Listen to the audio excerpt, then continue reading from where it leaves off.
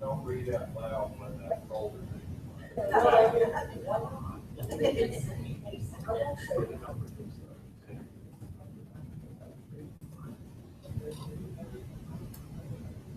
I saw that.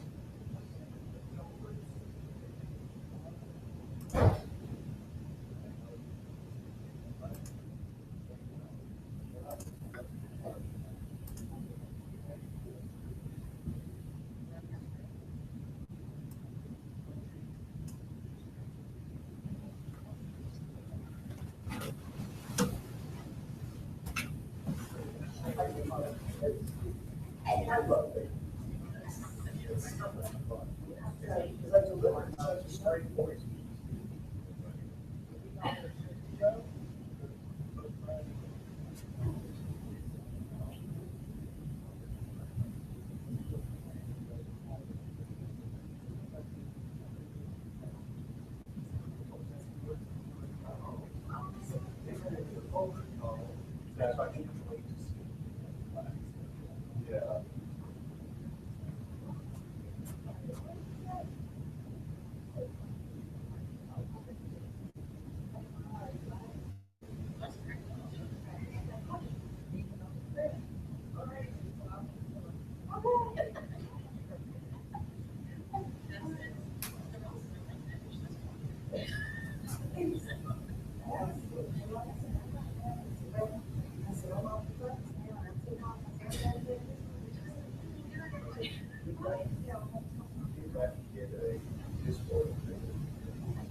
Well, right now, what's standing, that's what we do.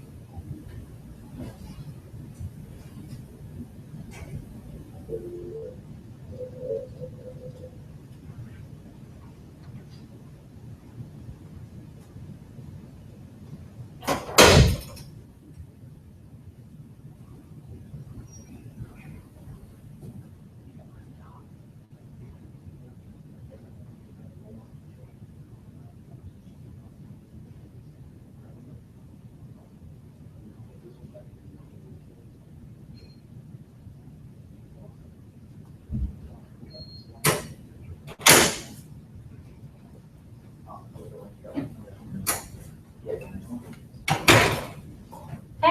Hey, so it's recording right now. So I started. There you go, yeah. So it's just ready for you to start talking and start flipping through. We'll edit the front end off of it before we post the link. But anybody that joins today will hear anything we're doing right now. So, Okay, so keep it clean. Gotcha. How you doing? Good, how are you? I haven't talked to you since your decisions. How did it work? Well, you have talked to me about my decisions. I've talked to me about mine. About that a while. Oh, yeah. I just thought that I would say something here. Well, this is here at the back.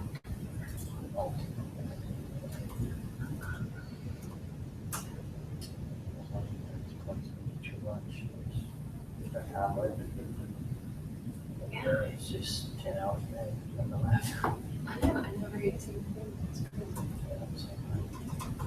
You're gonna be worse if you travel too. Yeah.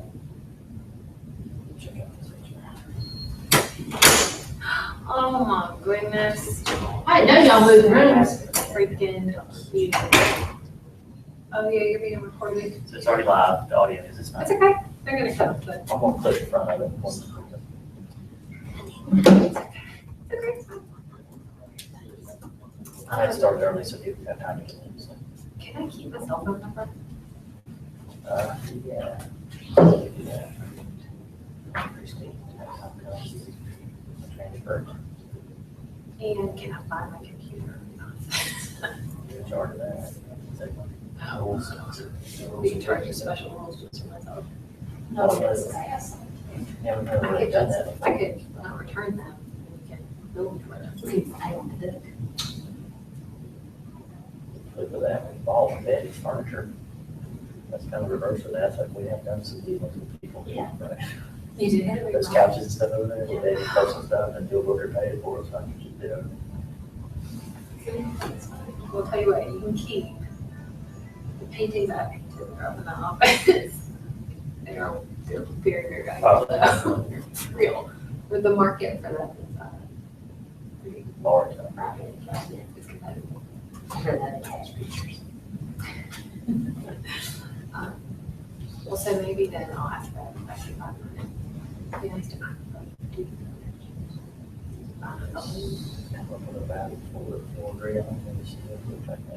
Gotta be worth a lot of money, y'all. With more than just say. Just hoping we're negotiate it out. I just thought I just pulled that out.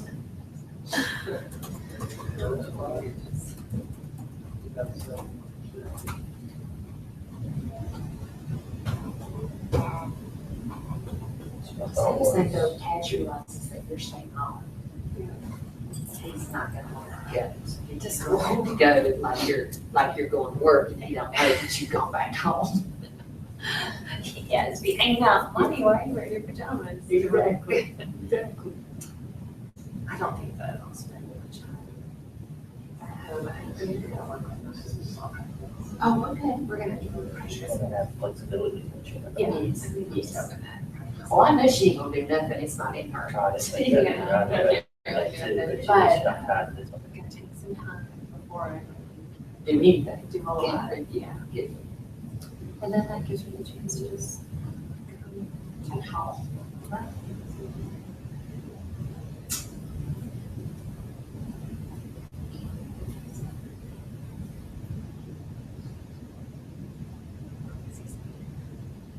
Oh, he's been saying, I think my husband said to him once, and every keeps saying, ooh, you dating girlfriend. Except he doesn't know what a girlfriend is, so he says girlfriend. You dating girlfriend. Drives me crazy. And he also says, burn, he thinks he got you real good, but he never knows how to use it appropriately, so he'll say, Mommy, I'm standing right here, burn, and he points at you. Burn. All we do is let you watch for questions. See that here, we stand Gotcha. here, so they're about 15 seconds behind you. Everybody watching right now. Then I just flip around and show her the questions. She gonna be like standing there or something. Where is it right here? Oh, that table, I got you. Oh, I'll just stay back here then. No. Oh, I'll go up there. So yes. Now I can just show You're you. not gonna throw me out there. We can't go in the slideshow mode.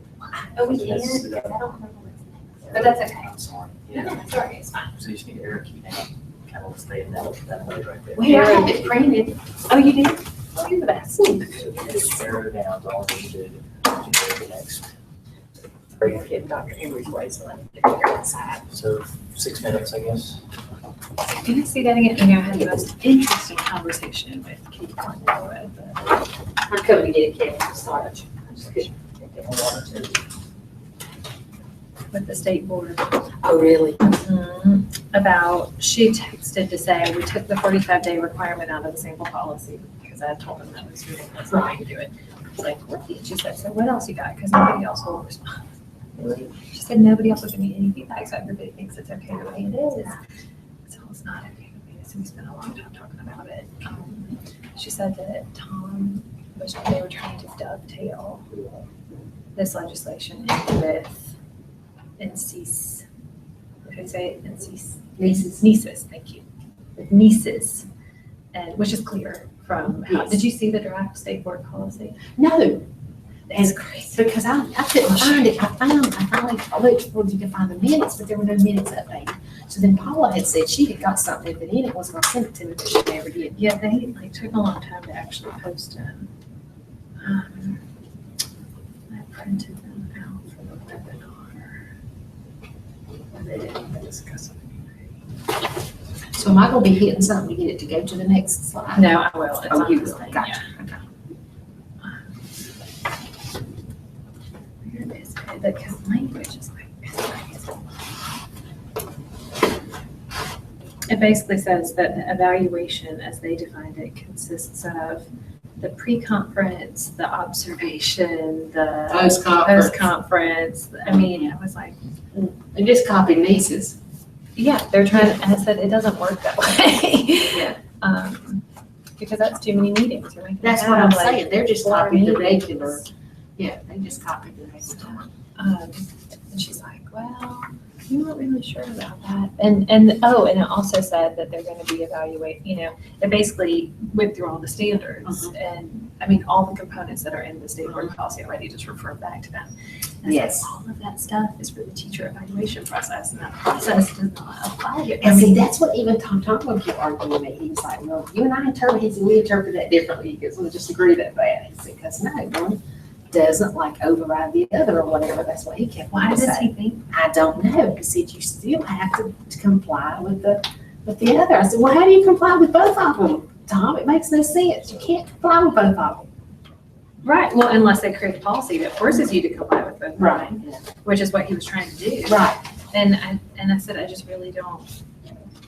really don't think that makes any sense, Katie, because if we have the flexibility right now to not have to do all that stuff, because then the policy had you turn around and then still put them on a But that's what I PDP. started saying. You still got to get them out on MIP or something, don't you? Well, if they wouldn't have ended up on a MIP, their draft policy says you turn around and just go with the rest of Go back to the go back to PDP. the PDP. And I'm like, but that's crazy, then you have to do another summit. Exactly. And she said. And the system won't let you do that. And I told her that. I said, and if we're using the system to do it the first time, you're not gonna be able to do it a second time. And she's like, what? But that's how they wrote this. Let's see.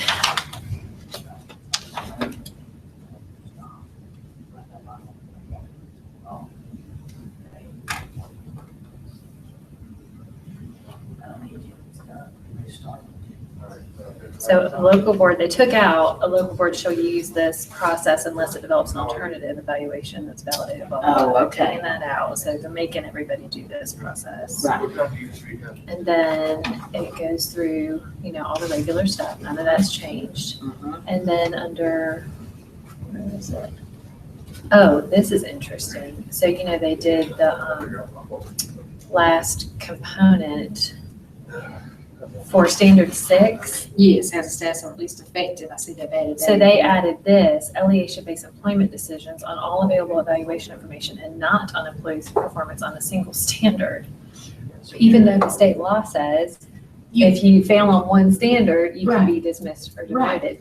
Because they didn't want people to get fired for standard 6. Well, But I still, thought at one point they just said you couldn't use standard 6. 1 minute, nice and loud, you're ready to go. oh, okay. So yeah, so that's crazy. And then, here's the 45 days. Yeah, so she's taking that out. But then it says, evaluation shall consist of prior year summative, all available student growth data from prior years, professional development plan, pre-observation, formal observation, post-observation, as defined in component 6. And then based on all of that, then they do component 7 performance ratings, which don't even match up with what you have to show for a MIP, because they have not meeting expected growth, but under the the law it says, or is otherwise unsatisfactory. Right. So it's 4 o'clock.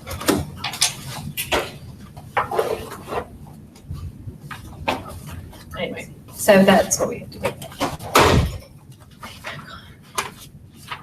And then we have to go back to state board. She said first week in December. So is now the time, Kevin? Good. Okay. Hello, people. Can they see me and Brenda? All they see what's on the screen. Good. Oh, you can't see either of us. They can hear you. Okay. Kick it off. You can hear us, but you can't see either of us. Hello, principals. Thank you for tuning in for this webinar to talk about what we're going to do for the mandatory improvement plan process. Sorry again for all the delay and back and forth about getting this final plan to you. I just talked to the attorney for the State Board of Education a couple of hours ago, and she said that the State Board is still going to take up its policy where they want to try to help explain the process, but they're not yet sure how they're going to do that. So they're really still uncertain.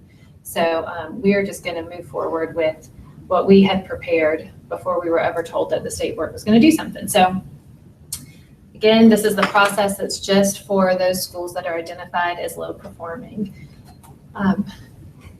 The process that we're going to use looks like this. So we're going to gather evidence, we're going to evaluate the employee, we're going to make a decision, then we have to reassess the employee and make another decision. That's basically what the statute on mandatory improvement plans says. So we're going to hit on all those piece by piece, but first I want to remind you, what is a mandatory improvement plan? Well, according to this statute, mandatory improvement plan is an instrument designed to improve a teacher's performance or the performance of any licensed employee in a low-performing school by providing the individual with notice of specific performance areas that have substantial deficiencies and a set of strategies, including specific support to be provided to the individual so that the individual within a reasonable period of time should satisfactorily resolve the deficiencies. So what we know from this definition, which is really not that much information, is that it's an instrument. It's something that we would have in writing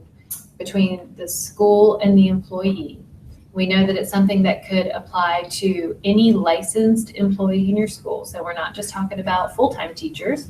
We're talking about all really full-time licensed people, part-time teachers, administrators as well. So this process that we're going to talk about applies to all licensed folks in your building. We know from the statute that when we are evaluating folks for whether or not they need to go on a mandatory improvement plan, we have to use the performance standards and criteria that the state board adopted. And those are the performance standards and criteria that you're used to seeing as part of your regular teacher evaluation process. So we're not really changing what you're looking at. So we're still looking at whether teachers demonstrate leadership, whether they establish respectful environment for a diverse population of students, if they know the content they teach, if they facilitate learning for their students, if they reflect on the practice, and if they contribute to the academic success of students. If you're evaluating somebody other than a licensed classroom teacher in your building, like for example, a media person, then you're going to use the standards and criteria that are on the evaluation form for your media folks. Same is true with like school social workers, or I guess they're not really in the building, but I'm trying to, yeah, that's true, they're assigned there. So wherever the state board has come up with that instrument to give you the standards and criteria, that's what you'll be using. So yeah, I think you all are familiar with those. And of course, if you have questions, you can contact Brenda for clarification. Within these standards, we in Winston-Salem in particular think it's important to look closely at professionalism, attendance, classroom management, lesson planning, and EBOS. These are the areas that when we sat down in senior staff, Dr. Emery and others around the table felt like we really wanted to look most critically at for the purposes of this process. So I told you that the process includes these 5 components. The first part is gathering evidence. So what evidence do we need to gather in order to be able to do the evaluation? Because that's what we're doing. We're gathering evidence for the evaluation. So what evidence do we need? We're going to use a combination of evidences for the MIP evaluation. You're going to have existing PDPs for your folks, hopefully. You're going to have potentially some prior observations from this school year. We're kind of guessing some of you got 1 observation, and I know I've talked to some of you who are continuing with some observations right now. So there are definitely those of you that already have done some observations in your buildings. Those observations are good, they count, we want you to use them. We might be doing new observations, and when we talk about observation as part of this process, we are really talking about 20-minute observations, and we'll share with you where those are applicable. And then we're talking about, as evidence, information that are in personnel files from this school year. So not going back, years and years, but really things that have happened during this school year, letters of direction or written reprimands that you might have already prepared for folks. So those are the sorts of pieces of evidence that you're going to be gathering. So remember, we don't have to follow the normal North Carolina teacher evaluation process in low-performing schools. So this gives us some flexibility around how many observations we have to do before we get to the evaluation piece. Unfortunately, a lot of this is controlled by the technology that we use, but we don't want the technology to dictate how we comply with the statute, because the technology is not created for this statute. So we might have to do some stuff to try to override, or we're going to ask the state to help us with the technology so that we can get an override where we need it, or to try to trick the system where we can, because we don't need to be doing 4 evaluations on everybody, or 4 observations on everybody before we get to an evaluation. So we have created our observation requirements that I'm going to share with you in just a second. First though, so that you can understand why we created the observation requirements that we did, I'm going to share with you what the statute says. The only place where it's really specific about observations is that it says teachers who have been employed for less than 3 consecutive years must be observed 4 times during the year. So 3 by the principal or principal's designee and 1 by a teacher. It is important to note that those teachers who have been employed for less than 3 consecutive years, for better or for worse, that doesn't mean new teachers.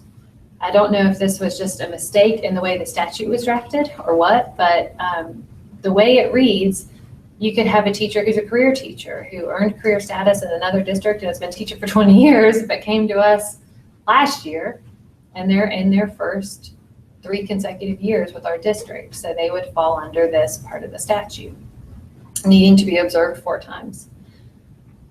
Beyond those teachers who've been employed for less than 3 consecutive years, there's no specific number of observations that are required for other licensed employees. So we've created our own observation requirements, and generally you're going to see at least 1 observation, potentially 2, depending on what you know about the teacher. So here's your observation chart. You'll see that we listed the various licensed employee statuses along the left-hand side, because there's various kinds of licensed employees in your building.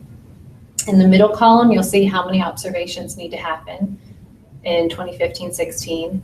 In the right-hand column, you'll see who conducts those observations. So our approach here was to try to balance the need to have good evidence when making a decision versus your actual ability to go and do multiple observations on everybody in your building. So what you will want to do is look at your staff, your licensed staff, and categorize them. Who do you already know is an excellent teacher? Who do you feel already is an unsatisfactory teacher? And then who's there in the middle? You know, you're not quite ready to classify them as excellent. You don't think they're unsatisfactory necessarily. They fall in that satisfactory category.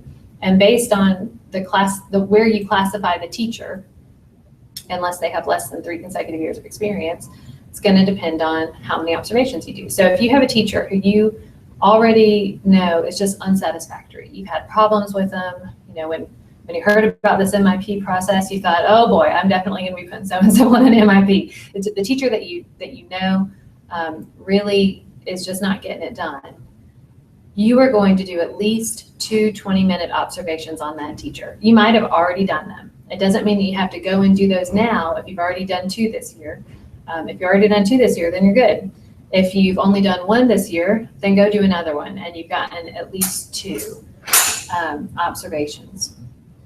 So for those unsatisfactory teachers, we're not giving you a whole lot of criteria around that, except, you know, you heard the standards and criteria that we're going by. I showed you the slide of what's important to our district, you know, that professionalism, attendance, and all that stuff. So if you have somebody that's really failing in those areas, they're probably going to fall under this unsatisfactory teacher category, and you're going to want to do at least 2 observations before you do your evaluation. If you have somebody that you already know is excellent, this is your, you know, star teacher who has great professionalism, great attendance, good EVOS, that person, you don't need to do any observations of that person. None. You may have already done some, and that's great, but you don't need to do any more. You already know that they're great, and so your evaluation is going to be based on the data that you already have. Then you have that middle person who you're not quite ready to classify as excellent, but you also aren't really sure that they're unsatisfactory. They're just a satisfactory teacher. And for those folks, you're going to do at least 1 observation before you evaluate them. The reason we have at least on there is because it's up to you if you feel like you need to do more. This is all about your data gathering before you get to your evaluation. So if you feel like you need to do more, then do more. We're just giving you the minimum for these different categories of teachers. For other licensed employees, so for example, for your part-time teachers, you don't have an observation requirement. You are going to have to evaluate them, but you don't have to observe them first. And for school administrators, you know, that for you and your APs, there probably won't be observations, but you'll still need to do evaluations, and we'll get to that slide in a second. So what should the observations look like? The observation should last at least 20 minutes, and you should be observing for areas that you would expect the teacher to be able to demonstrate. You will use the NESA software for your full-time licensed folks, but we'll need the state to allow some overrides, or else Brenda's going to have to do some manual overrides to allow you to get to the evaluation screen without all the requisite observations entered. I mentioned that earlier. So the system is not designed to do this. The software is not designed to do this, and we're just going to have to work with it because it's better, we thought, than the alternative of learning or creating a new system or doing it on paper. So at least with the NESA software, you can go in and continue to do observations the way you've been doing them. We are just going to have to hopefully get the state to allow us to do some overrides to make it a little easier to use. Do you want to say anything about that, Brenda? Just that I do think that we can, if we can't override, I can always change them to a category called late hire for some of them that they've not started on yet, observations yet. And that will allow just 1 observation, and we can get straight to an evaluation. If they've already started and they want to copy into the late hire observation, we can also do that, but I'll send out more information about that to them. Okay. To those who would meet that criteria. All right. So we've talked about the observation or data gathering portion. Now let's talk about the next stage, which is the evaluation stage. The statute says that every licensed employee in the low-performing school must be evaluated at least once each year, and the evaluation shall occur early enough during the school year to provide adequate time for the development and implementation of it MIP if one is recommended. So we've heard this language, and this is kind of the time frame stuff that freaks us out a little bit about actually getting it done. So again, the statute does tell us who needs to do some of the evaluations. It says that for teachers, the evaluation has to be conducted by the principal or the AP who supervises the teacher. If the teacher is in their first 3 consecutive years with us, then you, the principal, have to do that evaluation. For part-time licensed employees, it would seem that the principal or the AP who supervises them could do that evaluation. And for administrators, that evaluation is going to be conducted by the superintendent or the superintendent's designee. And then here's your evaluation chart. So much like the observation chart, we've put the different licensed employee statuses down the left-hand column. I repeated the observation information on here so that you have the same, all of it in one chart. You see your number of observations in the second column for this school year. I've plugged in who conducts those observations.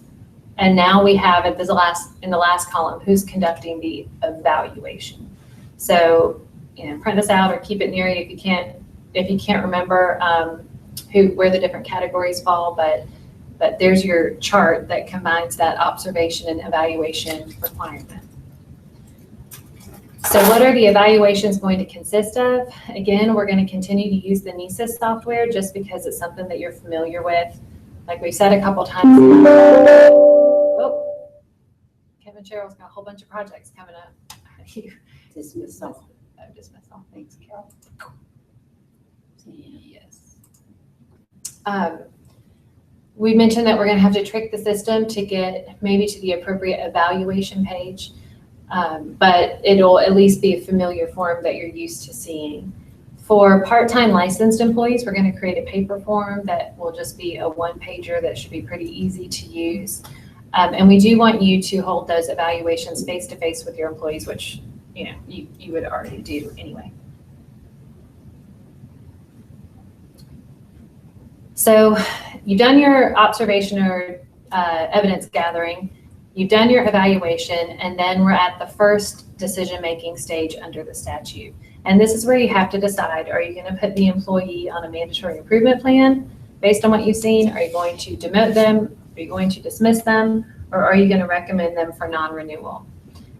And what the statute says about that is if any licensed employee receives a rating on any standard on an evaluation that is below proficient or otherwise represents unsatisfactory or below standard performance in an area that the licensed employee was expected to demonstrate, and that's kind of some key language there, it had to be in an area the employee was expected to demonstrate, the person who conducted the evaluation shall, so it's mandatory, shall recommend the superintendent either put them on a MIP, move forward with demotion or dismissal, move forward with non-renewal, or move forward with immediate demotion or dismissal, meaning that you wouldn't wait until the end of the year to non-renew them. You would just go ahead and demote or dismiss them at that time. And if you're recommending it be immediate, you're going to have to show that the employee engaged in inappropriate conduct or performed inadequately to such a degree that they're causing substantial harm to the educational environment. If you don't make any of these recommendations, so if you, the evaluator, the principal, or the AP doing the evaluation, chooses not to make any of these recommendations, they have to tell the superintendent that they're not making any of these recommendations. And then the superintendent has to determine whether there's going to be an MIP, demotion, dismissal, or non-renewal. Of course, our preference is you make the recommendation because you're the one who's doing the evaluation. So when you've completed your evaluations, we're going to ask that you notify, just process-wise to make all this happen, you notify Brenda and your assistant superintendent of your decision after you've completed that evaluation. So, I've looked at all these teachers, whether you do it by Excel spreadsheet or chart or whatever, I don't know what's the easiest way to submit it, but you're going to say, I've looked at these teachers and here are my recommendations. Most of them, hopefully, are proficient. And so you're saying they're proficient. There's nothing to do. We're just going to maintain status quo. They're doing fine. But for those that are not proficient, you're going to need to say which of these things you want to do. They're going to hold, after they kind of get that information, they're going to schedule meetings that we envision are probably going to be a lot like your non-renewal meetings, where you're going to sit down, share the evidence that you collected, talk about the evaluation, and talk to you about what that recommendation is. Because if it's demotion or dismissal, you're going to have to get all the paperwork together for that. Or if it's an MIP, you're probably going to end up talking about what needs to go in the MIP. Similarly, the assistant superintendents are going to have to notify Bev of their decision regarding your performance after gathering evidence and conducting an evaluation. So this is going to be going on for all licensed employees in the district.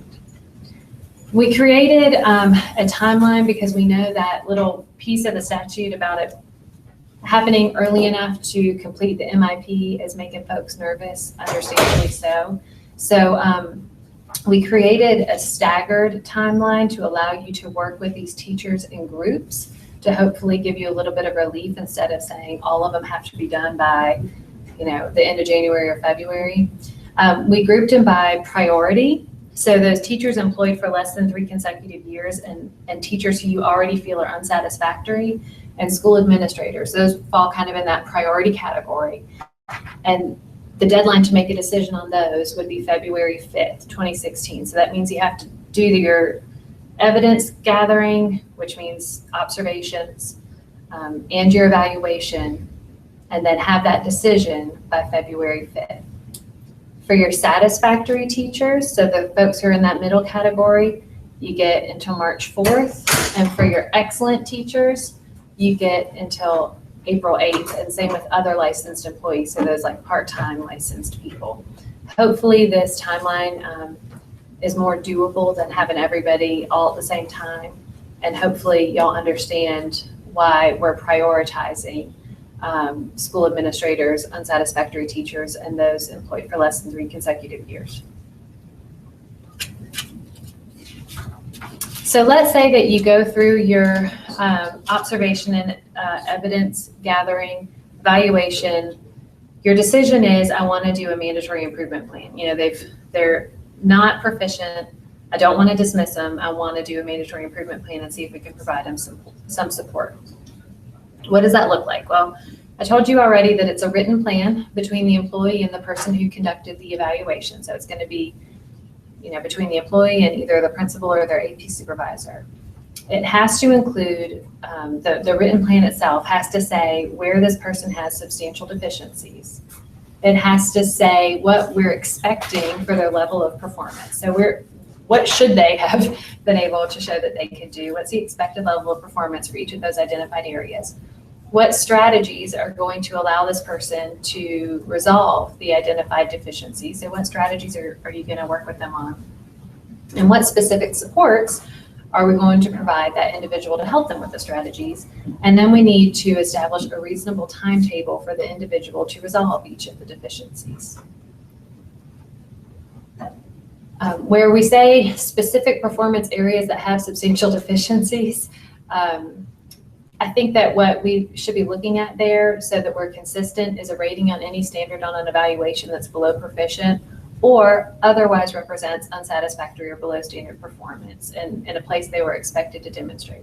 Now, if you have a brand new teacher who showed up as developing in an area and they're brand new, so you would not have expected them to demonstrate mastery of maybe the subject area, for example, because it's their first time ever teaching this particular class. Yeah, or discipline, Carol's saying. You didn't expect him to demonstrate that area, so you don't have to move forward with a mandatory improvement plan, dismissal or demotion. And so I think that's an important thing to keep in mind, and the assistant superintendents and Brenda will certainly be reminding you about that as we go along when you're looking at your evidence and going through your evaluations. But that in an area they were expected to demonstrate is important so that we don't end up with all of our brand new teachers on mandatory improvement plans. That reasonable timetable, the statute says that it has to be completed within 90 instructional days and cannot carry over to the next school year. So this does not mean that they get 90 instructional days. It means they get up to 90 instructional days. So I don't know that we're going to say everybody automatically gets 90 days. We're going to have to, it'll probably, I think, depend on what you're asking the individual to do, what the strategies are, what you're expecting of them, and then you're setting a reasonable timetable for that person to improve. In some cases, it could be something that's pretty easy for them to improve, like get to school on time, and you have a week to start getting to school on time. They don't necessarily need 90 days to show you they can arrive at work on time. So it'll depend on the person, I think, what you make that reasonable timetable. But at the most, it's 90 instructional days. we have a form for you to use if you decide that you want to do an MIP. There is not a form that exists in NESIS. And again, this is different from the PDP, the monitored plan, or the directed plan. So if you're not going to use anything that's in NESIS, we're going to give you a written form for that. And it's actually pretty short. I think it might be 2 pages at the most.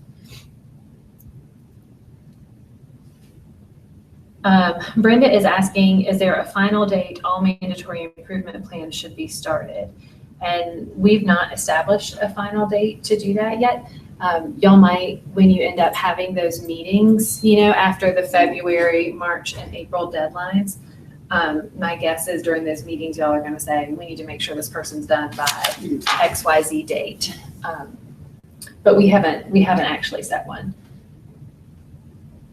Reassessment. So after, you've done your evidence gathering, your evaluation, you made that first decision and you put them on a mandatory improvement plan.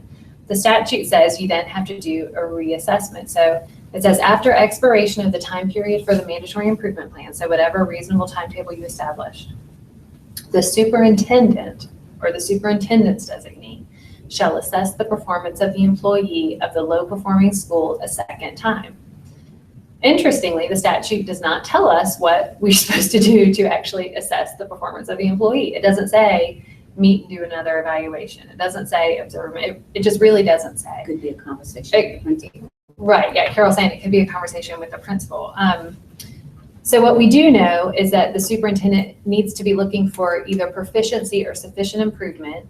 And we know that the results of the second assessment are going to constitute substantial evidence of whether or not they're performing inadequately. So the assessment is important. I mean, we can't skip that step. We have to find some way to measure. And that's why the mandatory improvement plan includes the expected level of performance. When we went through the different things that are in that mandatory improvement plan, I said that we would identify areas of deficiency and also the expected level of performance. And that's really important because that expected level of performance is, I think, what's going to tie back into your reassessment. So one of the questions that the superintendent or assistant superintendent is going to be asking you is, did they meet that expected level of performance in the identified deficiency area, or have they made sufficient improvement toward that expected level of performance? Oh yeah, there you go. I just said what's right here on the slide. The superintendent is going to rely on information that's provided by you principals as to whether the expected level of performance has been reached. And if it has been reached, I think that would be evidence of proficiency unless you have some other reason why it's not. I mean, it's possible there's some other reason why it's not. This is going to be an individualized decision, but in general, that should be evidence of proficiency. If it's not been reached, then we're still going to consider, well, has there been substantial improvement? And after that reassessment, we are now back to the next decision point that the statute calls for, whether there needs to be demotion, dismissal, or non-renewal. So if the superintendent or superintendent's designee determines that the employee has failed to become proficient or to demonstrate sufficient improvement, then this is where there's another shall. The superintendent shall move forward with dismissal or demotion, move forward with non-renewal, or move forward with, again, immediate dismissal or demotion, not even waiting until the end of the year because this person is causing substantial harm to the educational environment. Of course, if they are proficient or moving toward making sufficient improvement toward proficiency, then you don't have to make any of these decisions. These are just for the folks where it didn't work. The plan didn't work. You put them on a plan, you hope that they meet this expected performance level, but they haven't. So then we are required, again, it's mandatory language. We're required to take one of these actions.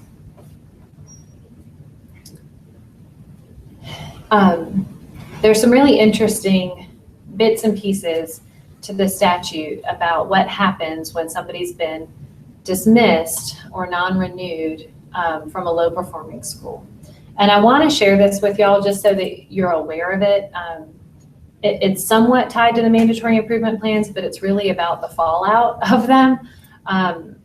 It says that if the local board dismisses or non-renews the contract of an employee of a low-performing school for any reason, except a reduction in force. So for any reason at all, meaning not even if they've ever been on a mandatory improvement plan, but let's say that we had to dismiss them for health reasons, after they were out for a certain period of time and were unable to return to work and they had a dismissal for health reasons, we're required to notify the state board that they've been dismissed or non-renewed from a low-performing school.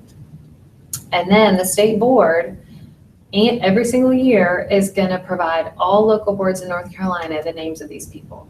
That list is going to get circulated around the state, and it's going to say, these are the people who were dismissed or non-renewed from low-performing schools. If we want to hire somebody on what we'll call the list, the person comes into our district on a mandatory improvement plan.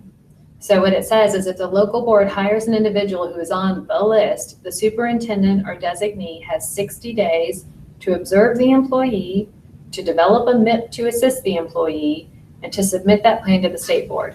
It's interesting because it doesn't say, well, what if you observe the employee and the employee's great? Yeah. What does the MIP need to say? Well, nobody said that. They're just assuming you're going to observe the employee and the employee is terrible. That's the clear assumption from the way the statute's written. But that's what it says. So it says you observe them, you develop a MIP to assist them, who knows with what, and then you submit that plan to the state board. The state board is then going to review that plan and may provide suggestions and comments to the superintendent with their staff of 6. I don't really think that that's going to happen, but that's what they say. And then on the next evaluation, and that's interesting language because who knows what that next evaluation looks like when they're in a low performing school and they're on a MIP evaluation cycle. So we're going to have to get clarification on that, but still, let's pretend like we know what that means. On the next evaluation, the employee receives a rating on any standard that was identified as an area of concern that's again below proficient or otherwise unsatisfactory. The local board shall notify the state board, and the state board shall initiate a proceeding to revoke the employee's license.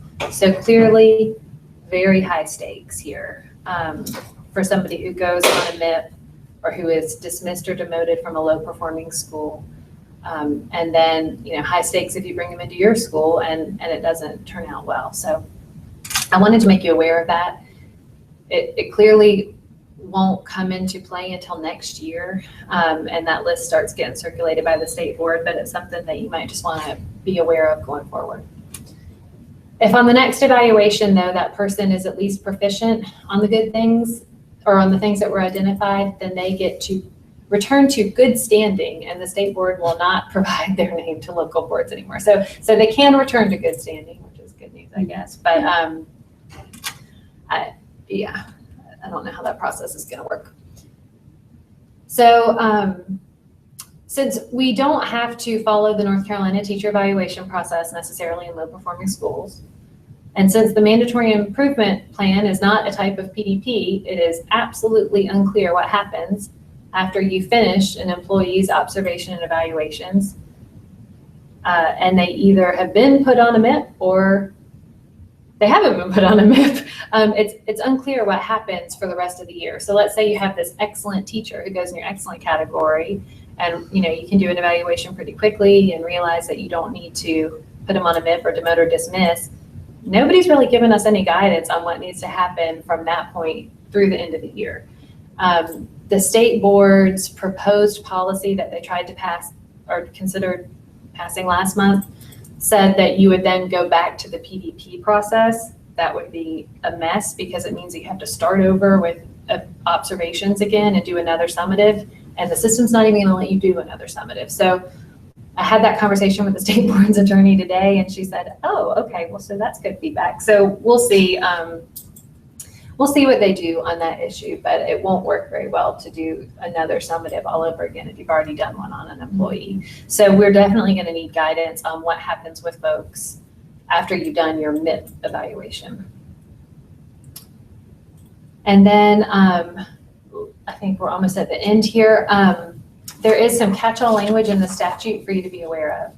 And it says, if at any time a licensed employee engages in inappropriate conduct or performs inadequately to such a degree that such conduct or performance causes substantial harm to the educational environment, an immediate dismissal or demotion is not appropriate, then the principal may immediately institute a mandatory improvement plan regardless of any ratings on previous evaluations.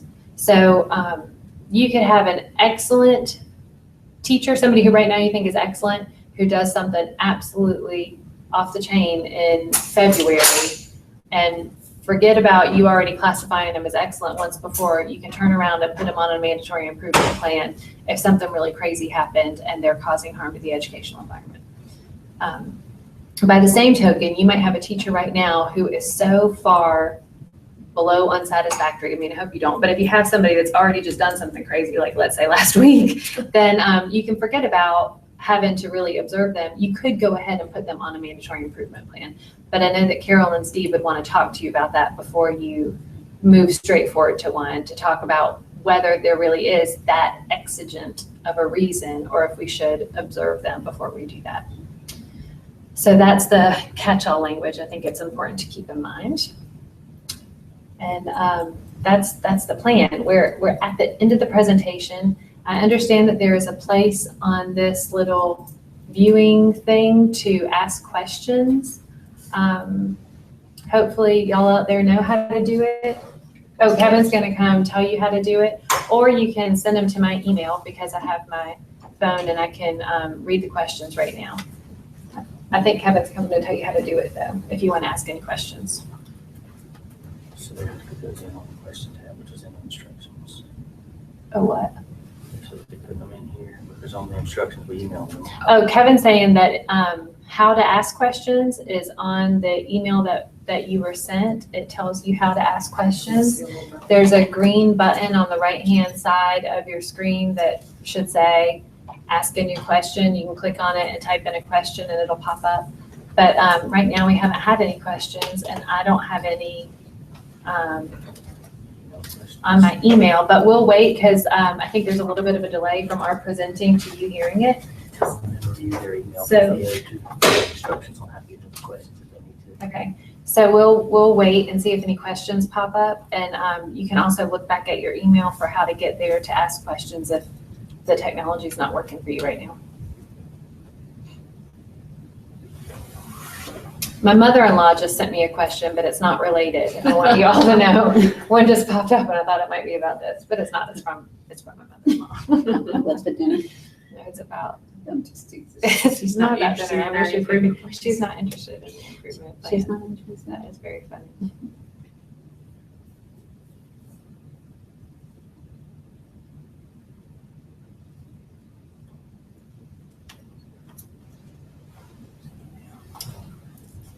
What role, if any, does the Amy Nail is asking, sorry, am I supposed to say who? I won't say who. An anonymous person. No, they see that. No, it's a really good question. What role, if any, does the PDP play?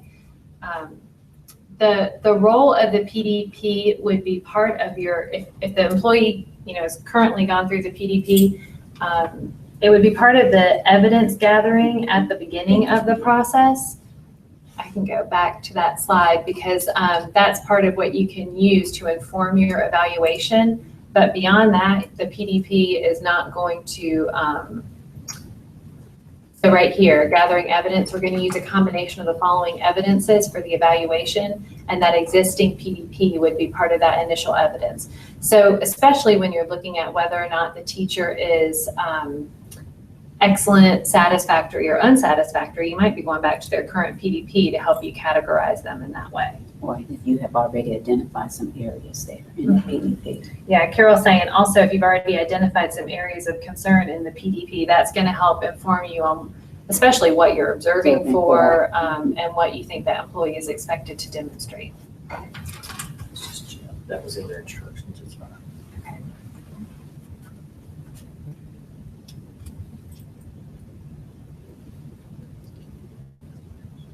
Hold on, I might have, oh wow. Question just showed up on my email. Okay. Question, oh yeah, good question. How are we communicating this to teachers and when are we telling them? That's an excellent question. I don't have the answer to that question. Yeah, we can talk about that on Monday at senior staff. We spent so much time talking about how we're going to get this out to you all. You're absolutely right. We've got to figure out when we're going to communicate this to teachers and how we're going to do that. This PowerPoint is being recorded anyway and posted tonight for principals to be able to view. And it could be just as simple as also letting teachers see view it. this PowerPoint so they see exactly what you've seen. But we'll talk about that Monday in senior staff. Another question, how do we use EVOS in the process? Are we looking for read for 1 year, read for 2 years, same subject, different subject? In other words, what weight does EVOS have? I know that, let me see, I think I showed you, yeah, the standards and criteria here. Dr. Emery did, want to include EVOS, and there was some discussion about if you have somebody who's been read for 2 years, they need to be in that unsatisfactory category. Or there's a strong recommendation that they be in that unsatisfactory category and get 2 observations. So EVOS wouldn't carry all the weight by any means. I think that it's probably going to factor into the process when you're determining, all right, am I evaluating this person under that satisfactory, unsatisfactory, or excellent? Because if you have somebody who has really great EVOS for multiple years, then that's looking more like your excellent teacher. I'm asking Carol, she agrees, Yeah. and she's saying she does. Steve is not in here. I think he's watching maybe from somewhere else. But that's a good question, and one that Carol and Steve can certainly help talk to y'all about how you count that EVOS. But I'd say it factors in, at least initially, where you're going to categorize them. We need to be consistent. For for satisfactory, unsatisfactory, or excellent. Let me see what else we've got here. Talk about the options for principals. If we are rated as satisfactory, we do not have to fear being moved, is the question. So this statute on mandatory improvement plans is separate and apart from the statute about having to make a determination about transferring a principal, demoting a principal, dismissing a principal, or putting a principal on a written plan if you leave them. For this year, because that statute about transferring, dismissing, demoting, or putting them on a written plan, since that statute said all of that stuff had to happen by September 30th, basically, we are taking the position that we can't do that this year. So, right, it's a little easier to deal with it this year because we can just say, look, we're doing this under the mandatory improvement plan process, and the mandatory improvement process doesn't say anything about transferring or putting somebody, that those two aren't tied together. So for principals, the options are really exactly what they are for teachers. Carol and Steve are going to, since you don't have observations, they're not dividing you into that satisfactory, unsatisfactory, excellent, because that's really just about how many times you observe somebody. They're going to evaluate all of you. And based on the evidence that they gather, and probably your current PDP and what, they know about you and probably talking to you, they're going to do your evaluation. And then they're going to determine whether or not you are proficient or not proficient, basically. And if they feel like there's an area where you're not proficient, then they're going to decide if there needs to be dismissal, demotion, or placement on a mandatory improvement plan, or non-renewal would be another option. So the transfer doesn't really come into play here. All licensed employee, the language under the statute just applies to all licensed employees. So as it applies to teachers, it also applies to principals. And counselors. Oh, yeah, and counselors and media people, and it's every licensed person in the building. So there's no direct tie to this process and whether you're going to be transferred to another school. The issue is really, are you performing proficiently as a principal or assistant principal? We add them in the mix too. And if you're below proficient on something that you're expected to demonstrate, then you can expect that you might be put on a mandatory improvement plan if you're not being recommended for dismissal, demotion, or non-renewal. Carol, do you want to add anything to that? I think you said that clear on what the law says. Okay.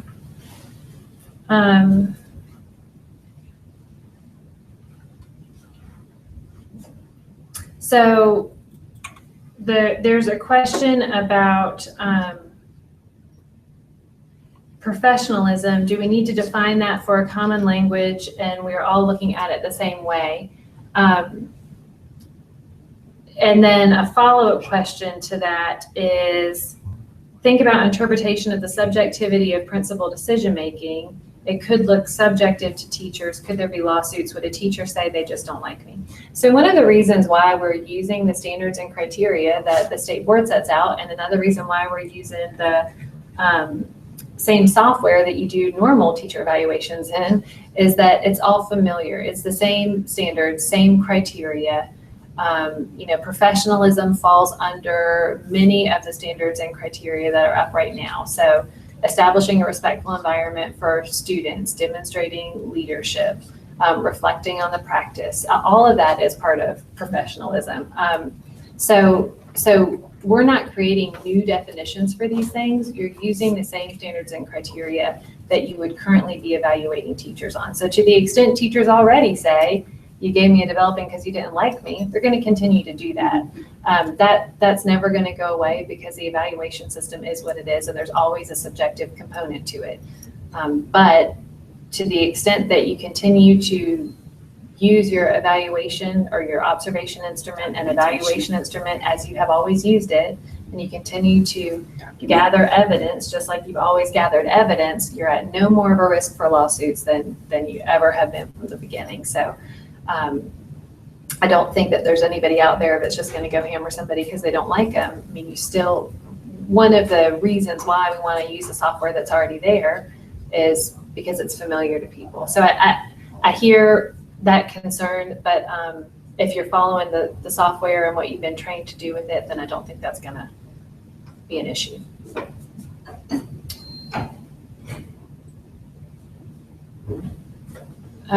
Okay, so this question, if a teacher is on a standard evaluation plan for licensure purposes and required to have 3 observations, but are a satisfactory teacher, do we still need to do 3 or 2? Yeah, if somebody is if somebody for licensure purposes, so their BS1 has to, they're going to fall in that person that's within their first 3 consecutive years. So they're going to be on the 4 observation cycle. So this should not happen. If you have somebody in your school for some reason you think this would come up, then contact Brenda. But anybody who's a BS1 who needs that standard evaluation in order, or sorry, BS1, sorry, BT, I mean beginning teacher who needs to move up, then they're going to fall within those first 3 consecutive years.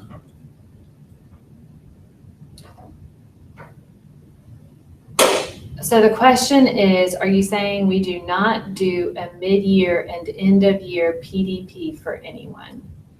And I realize that is confusing. Yes, that is what I'm saying. You're not doing a mid-year or end-of-year PDP for anyone.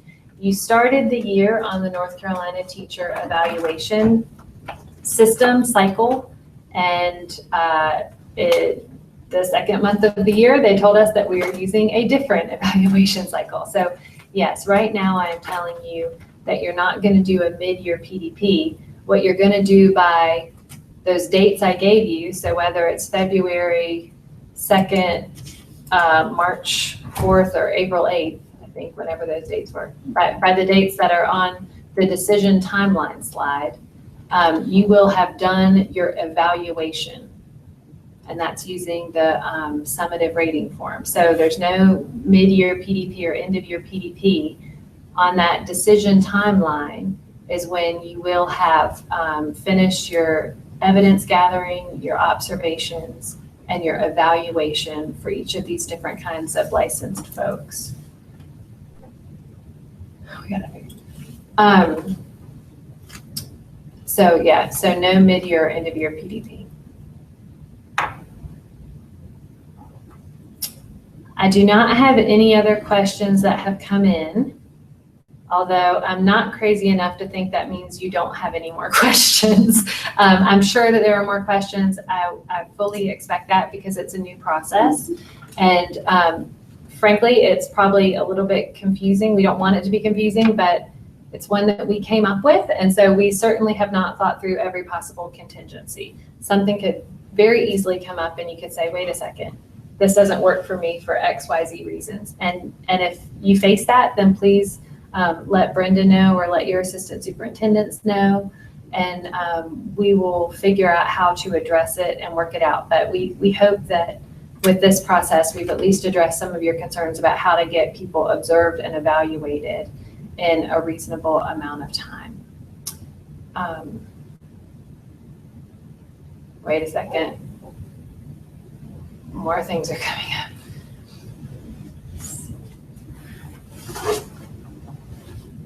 Okay, so 2 of you have just sent specific licensure kinds of questions. I'm gonna get Brenda to, oh, there's more. Man, y'all. I was gonna get Brenda to call Dossie and Sarah about your licensure questions. Let's see, this question. What about teachers that are on an abbreviated cycle? Do they now go on standard cycle or can they stay on abbreviated? So again, let me go back. I'm gonna pull up the observation slide because we're not worrying anymore about abbreviated necessarily versus full evaluation cycle. The problem might be that you've selected abbreviated, so you're only looking at 2 standards in the software. And that's one of the areas where the software is somewhat limiting what you would need to do under the MIP process. So if you have them on abbreviated and it's only forcing you into 2 standards, then Brenda's aware of that. It's one of the concerns that we've listed that we need to ask the state about, how to fix that in the system so you can look at them on more standards. So that I don't have the answer to that yet, except that we're gonna have to figure out how to make it work in the software. If your question is about the number of observations because you have them on abbreviated, you're gonna go with the number of observations that we have on this slide based on whether the teacher is in that 3 consecutive years, first 3 consecutive years, if they're unsatisfactory, satisfactory, or excellent.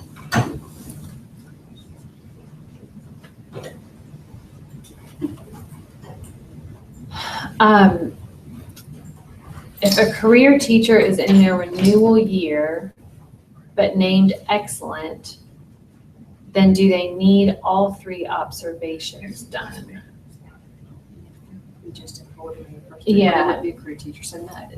No, yeah, the answer to that question is no. Whether or not they're in a renewal year or not does not play into this. You can still just follow what we've provided. I'm still looking at questions. So the question is, what about summatives? After the deadline for different levels of teachers, do we just do additional observations only for those that are on MIPs? That question is one of the things I was telling you we have to resolve with the state. You started everybody on a PDP, and now we're basically changing that process. We're interrupting that process to do the MIP evaluation process. The state has not told us, and the statute gives no guidance for what happens after you finish this MIP evaluation process. So when you've done your decision-making and evaluation for all these people in either February, March, or April, there's no guidance as to whether you go back to the PDP process or not. So we're nowhere in the system to do it. Yeah, and there's no way in the system to do it. I'll also tell you there's no requirement that you do it in the statute. So unless the state decides to make that a requirement, unless the state board decides you're gonna have to go back and do another summative on the person at the end of the year, then there's no requirement that you do. I've asked the state not to require you to do that because it's a whole nother round of observations and another summative evaluation.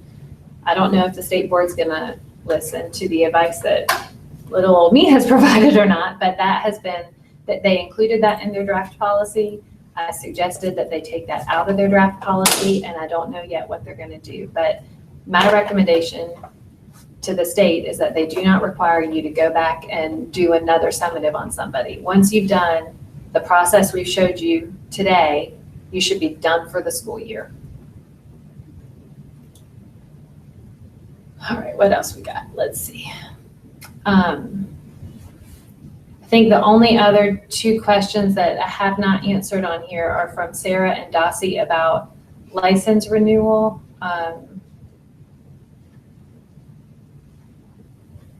Let me see, for those who are in year 5 of license renewal, it's the same thing, yeah. So your license renewal questions, and I think that I actually already answered it with one of them. If they're in a renewal year, none of this impacts it.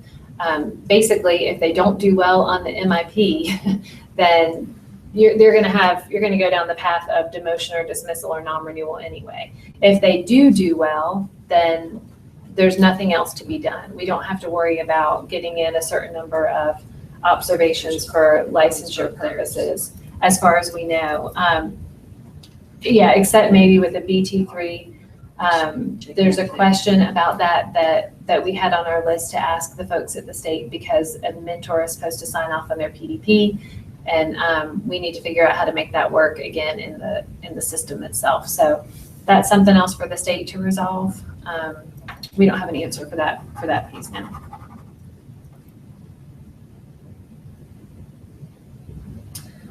So this question is, at this point, should we or should we not go into the system and change teachers from abbreviated to full on the My Staff page to bring up all the standards? No, because we may change some of them to late hire if it's an excellent teacher and we want to go straight to an evaluation. So that's probably going to be more, we need to look individually at their list. Okay. So Brenda is saying that we don't necessarily want to go in and do that for everybody. It will probably depend on whether you categorize somebody as unsatisfactory, satisfactory, or excellent, or if they're a teacher within those first 3 consecutive, well, they're probably going to be on a full one anyway. But, well, no, because you could have some that are career teachers that are. Correct. Yeah. So, yeah, we're going to need to see your list, like where if you see the slide that's on the screen now on that left-hand column, we'd want to look at where you've categorized your teachers and then figure out what to do on the system, because again, a lot of this involves us making the system work for the process that we're going to use. And so we need to select how to make that work so that you get the full summative evaluation screen that you need without having to force all the observations. Each of the schools could take the spreadsheet that I've sent them that currently has all their staff on it and currently has whether they're career abbreviated or whatever, and just insert another column there. And that way you could just quickly tell me which one of these categories you're putting them in.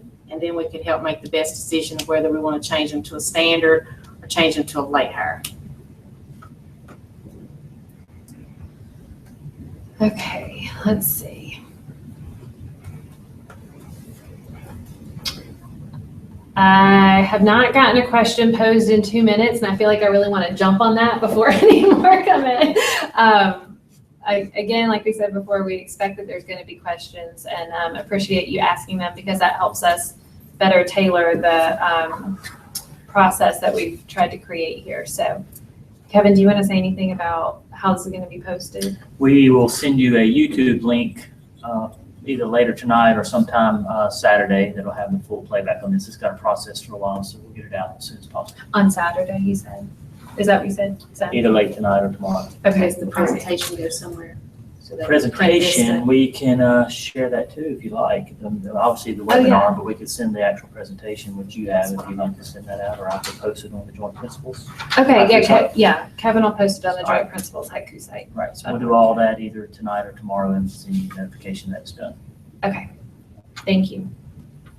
We're done. Sign off. All right. Yep.